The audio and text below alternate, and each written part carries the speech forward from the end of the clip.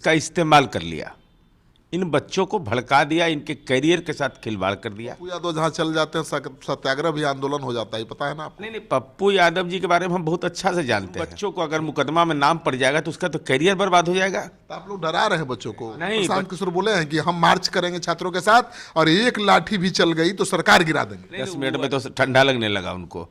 छात्र इस तरह से गुस्से में रहेंगे। नीरज जी, चुनाव है 2025 का, ये तो महंगा सौदा है। ऐसे भी है, शिक्षक नाराज हैं, छात्र भी नाराज हो जाएंगे, तो आप भाई चुनाव कैसे लड़िएगा? नंबर की पार्टी चौथे नंबर पर पहुंच गई।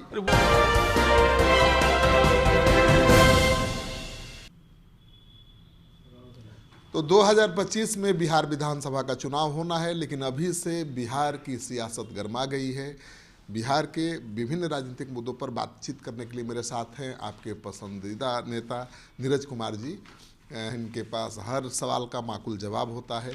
तो पहला सवाल तो ये, अभी छात्रों के आंदोलन चल रहा है, सत्याग्रह चल रहा है, माफ़ करिएगा, ये छात्र सत्याग्रह कर रहे हैं, ये सरकार क्यों नहीं सुन रही है? केवल आंदोलन ही की भाषा समझती है? तेजस्वी यादव ने इसका इस्तेमाल कर लिया, इन बच्चों को भड़का दिया, इनके करियर के साथ खिलवाड़ कर दिया।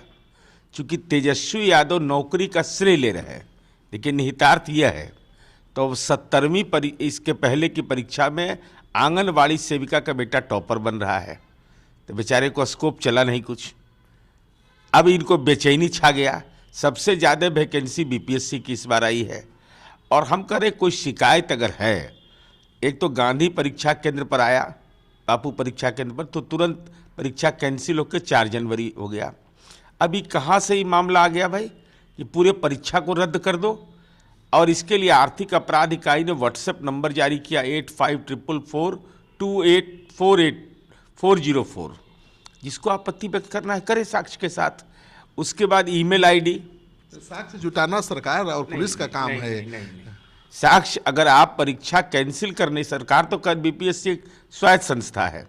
नेता जो जा रहे हैं वहाँ पर, एगो लॉरेंस बिश्नोई वाले हैं, उनको तो लॉरेंस बिश्नोई खोजता है, तो बीपीएससी के अभ्यर्थी के बीच पहुँच गए, तो उनको बताना चाहिए ना भाई कि क्या गड़बड़ी है।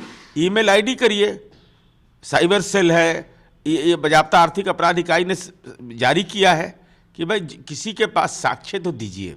पप्पू यादव जहाँ चल जाते हैं सत्याग्रह भी आंदोलन हो जाता है, पता है ना आपको? नहीं, पप्पू यादव जी के बारे में हम बहुत अच्छा से जानते हैं। कहीं कोई हमको परेशानी नहीं है, उनके ज्ञान को हम जीवन में कभी चुनौती दे भी नहीं सकते हैं, क्योंकि जहाँ पर वो रहे हैं वहाँ हमको जाने का मौका नहीं मिला है आज तक। इसलिए ये सवाल नहीं है। सवाल है कि तेजस्वी यादव वहाँ चले जाते हैं, बच्चों को भड़का देते हैं, उसके बाद बिहार से फरार। भाई उन बच्चों को अगर मुकदमा में नाम पड़ जाएगा तो उसका तो करियर बर्बाद हो जाएगा। तो आप लोग डरा रहे हैं बच्चों को। नहीं, बच्चों को समझा रहे हैं। अगर कल आपको उच्च न्यायालय भी जाना होगा तो आर्थिक अपराध इकाई में अगर अपनी बात को आप रख दीजिएगा तो एक साक्ष्य के रूप में रहेगा ना कि हमने इस एजेंसी को अपनी बातें कह दी थी, तब कार्रवाई नहीं हुई। कल तो आयोग का दफ्तर बंद था, एक प्रतीकात्मक विरोध था, प्रदर्शन, तो आप उस पर लाठी चलाने की क्या नौबत आ गई? क्या जरूरत है भाई प्रतिबंधित क्षेत्र में जाने का? ये कौन उकसा रहा है इन बच्चों को? ये उकसाने वाले गुनाहगार हैं, बच्चों को गुनाहगार मानते ही नहीं है। चलाने वाली पुलिस गुनाहगार नहीं है। देखिए, अब आप प्रतिबंधित क्षेत्र में आप चले जाइएगा, आपको जानकारी है इस बात का। नेताजी तो नहीं जाते हैं, नेताजी तो फरहर हैं, वो अपना हिसाब किताब निकाल कर करके धीरे से सड़क गए। आज तो प्रशांत किशोर बोले हैं कि हम मार्च करेंगे छात्रों के साथ और एक लाठी भी चल गई तो सरकार गिरा देंगे। नहीं, वो अरे वो उनका छोड़िए, वो 10 मिनट तो रहे वहीं जा करके, 10 मिनट में तो ठंडा लगने लगा उनको।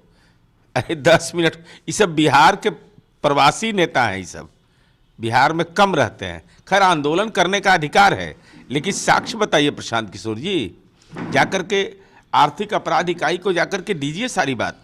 अगर नहीं दे रहे हैं तो उन बच्चों के साथ आप गुनाह कर रहे हैं। और परीक्षा कभी नॉर्मलाइजेशन की बात, डेट बढ़ा दीजिए, तो कब तक?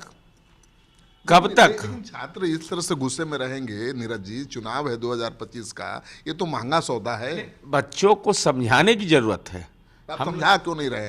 आपके पार्टी के नेता क्यों नहीं जा रहे समझा रहे हैं उनको? सरकार क्यों नहीं जा रही है? सरकार देखिए, वो तो बीपीएससी एक स्वायत्त संस्था है। हम लोग तो अपील बार बार कर रहे हैं कि क्यों इस चक्कर में पड़े हुए हो। छात्रों को समझाने भी नहीं गए आप लोग। भाई समझने की तो यार आप होइएगा तब ना, अब समझाइएगा तब ना समझेंगे। तेजस्वी यादव अपना यात्रा खत्म कर करके, चूंकि यात्रा पूरा करते नहीं है, 10-20 मिनट के लिए गए, और 10 नंबर चल गए। भाई ये तो एकदम यात्रा छोड़ के आ गए और फिर बच्चों को छोड़ दिया। लालू जी ने अपील की है सभी दलों के सांसदों विधायकों से कि भाई सत्याग्रह से जुड़िए, छात्रों को ताकत दीजिए। अब लालू जी को तो तेजस्वी यादव नोटिस नहीं ले रहे हैं, तो हमको नोटिस लेने की क्या जरूरत। फोटोवे साफ कर दिए इनका। अब इनका बतवा का तो इनका पटिया में इनको नॉन सीरियस घोषित कर दिया, तो इनके बयान को कौन सीरियस घोषित करेगा। पटिया में कोई सीरियस, इन्हीं का पटिया नहीं सीरियस ले रहा है। उनके बयान को लेकिन नीतीश जी बहुत सीरियस लेते हैं। देखे ना, महिला संवाद यात्रा का नाम बदलना पड़ा, लालू जी का ही कमाल था। नहीं, अब लालू जी उस टाइप का बयान दे सकते हैं, जगहसाई भी लालू जी का इसमें होता है। अब लालू जी बेचारे क्या करेंगे। लालू जी देखिए रोज जाते हैं, सुनते हैं वहाँ कहाँ तो महुआ बाग में घर बन रहा है, हालांकि प्रेस को जाने का, हम लोग को जाने का किसी को अधिकार नहीं। तह खाना बन रहा है कि क्या बन रहा है भाई पता नहीं चल रहा है। अब मेरीन ड्राइव भी जाते हैं, स्वास्थ्य के लिए अच्छा है, भगवान करे स्वस्थ रहें। अब वहाँ बुदबुदाते होंगे कि मित्र काम ने तुमने तो बहुत शानदार किया मेरीन ड्राइव बना करके, लेकिन दुर्भाग्य मेरा रहा कि नौकरी के बदले मैंने ज़मीन नहीं लिया इस इलाके में। 43 बीघा है ज़मीन श्रीकांत जी उनको पटना में। ये आपको पता है कि मरीन ड्राइव के आसपास नहीं है? नहीं, वहाँ हम खंगाले हैं, नहीं मिला। वो खंगाल चुके हैं? हाँ, खंगाल चुके हैं। 43 बीघा 12 कट्ठा 16 दूर है, इसके बाद पता नहीं चल पा रहा है। छात्रों के आंदोलन और सत्याग्रह की बात हो रही है, शिक्षक नाराज हैं सरकार से, उसका प्रकटीकरण कर दिया तिरहुत के उपचुनाव में, छात्र भी नाराज होंगे तो कितना। देखिए, शिक्षकों की नाराजगी मुझे समझ में नहीं आती है। बिना पैसा लिए नौकरी लग गया, पदस्थापन हो गया बिना पैसा लिए, सरकार ने ट्रांसफर पॉलिसी बना दिया, तो आखिर नाराजगी का कारण तात्कालिक क्या है। सेवा निरंतरता, ऐसे 1-2 मामले हैं, ट्रेड यूनियन का आंदोलन एक दिन में पूरा हो जाता है। इस देश में, इस राज्य में शिक्षक लाठी खाए हैं ना, शत्रुघ्न प्रसाद सिंह, केदार पांडे जैसे लोग लाठी खा करके सरकारीकरण करवाए हैं। एक बार में हो जाता है। अरे कुछ एक मुद्दे पूरे हुए, फिर संघर्ष की हम लोग मांग लगातार जारी रखे हुए हैं, लेकिन हमको ये समझ में नहीं आता है कि कौन लोग हैं इससे। मैं आपको व्हाट्सएप एक दिखाता हूँ, मुझे आश्चर्य होता है कि ऐसे लोग भी शिक्षक हैं, तो इनके खिलाफ कौन कार्रवाई करेगा। अब आप बताइए, जो स्थिति है मैं बता रहा हूँ आपको कि यह है। देखिए, एक शिक्षक लिखता है कि पिता को ये देने के लिए हमको छुट्टी चाहिए। संगठन हो या जनप्रतिनिधि, सरकार से मांग करना चाहता हूं कि मातृत्व अवकाश और पितृत्व अवकाश मिलेगा तो शिक्षकों के माता पिता को मरने पर कौन कौन अवकाश मिलेगा पर भी आवाज उठाने की आवश्यकता है कि नहीं। जो शिक्षक मुखाग्नि देंगे, क्या अवकाश की आवश्यकता जरूरी है या नहीं। ऐसे भी शिक्षक, मैंने जिलाधिकारी मधुबनी को तुरंत प्रेषित किया कि इनको जरा सा नेट में लीजिए।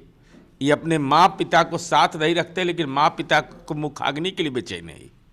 अब बताइए, ऐसा शिक्षक है। जैसे भी है, शिक्षक नाराज हैं, छात्र भी नाराज हो जाएंगे, तो आप भाई चुनाव कैसे लड़िएगा? नहीं, शिक्षक नाराज नहीं रहेंगे, ऐसा थोड़ा ही है। शिक्षक हमारी पूंजी न है। तिरहुत में हराया ना शिक्षकों ने। नहीं, शिक्षक भी नाराज हैं, एक हिस्सा। छात्र भी नाराज है। नहीं, शिक्षक का एक हिस्सा। ऐसा थोड़ा ही कि वोट हमको नहीं आया, एक आदमी जीत गया तो इसका मतलब पहले नंबर की पार्टी चौथे नंबर पर पहुंच गई। वो तो तात्कालिक बहुत सारे कारण वहाँ थे, जो उन कारणों का विश्लेषण पार्टी खुद कर रही है। हमारे लिए खुद कह रहे हैं कि शिक्षकों की नाराजगी का प्रकटीकरण हुआ है। अब वो जो बोल रहे हैं तो शिक्षक ही सब वोटर रहते हैं। हम तो चुनाव लड़ते हैं, केवल टीचरें वोटर होते हैं। 1-1.5 लाख वोटर था तो सब शिक्षक वोटर था उसमें। अरे कहीं ना कहीं और कारण है, सामाजिक कारण है, राजनीतिक कारण है, दल के अंदर का है, एनडीए के अंदर का है, बहुत सारे कारण हैं। छात्रों को मनाएंगे नहीं आप लोग? नहीं, हम तो अनुरोध करेंगे कि आप बीपीएससी की तैयारी करिए, घन चक्कर में मत पड़िए इन लोगों के। ये घन चक्कर है, ये सब इन नेता सब के चक्कर में पड़ेगा, बेलर बनेगा। ये लोग जो पकड़ा जाएगा उसका बेलर बनेगा। ये सब गरीब का बाल बच्चा तो रोड पर चला जाएगा। तो प्रशांत किशोर मार्च करेगा तो लाठी चलेगी? प्रशांत किशोर जी मार्च करेंगे, आपको लगता नहीं तो सर्च ऑपरेशन से उम्मीदवार लाए थे।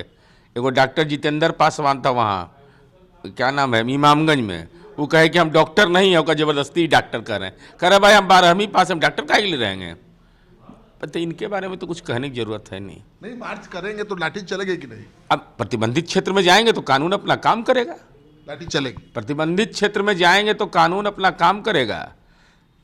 अरे आप तो बड़े लोग हैं प्रशांत जी, कितना बड़ा कोठी में रहते हैं, कितना आदमी को नसीब होगा वो कोठी, जो इतना बड़ा कोठी में वो रहते हैं। साधारण आदमी हैं, वो साधारणों आदमी हैं, इंदिरा आवास में रहने वाले हैं। अरे उनके गाँव में जो स्कूल खुला है ना, वहाँ भी टीचर नीतीश बाबू अपॉइंट किए हैं। चलिए, तो आप सुन रहे थे नीरज कुमार को, सारे सवालों का कितनी बेबाकी के साथ जवाब दिया। आप इनके जवाब से संतुष्ट हैं तो कमेंट बॉक्स में जाइए, कमेंट अपना जरूर लिखिए।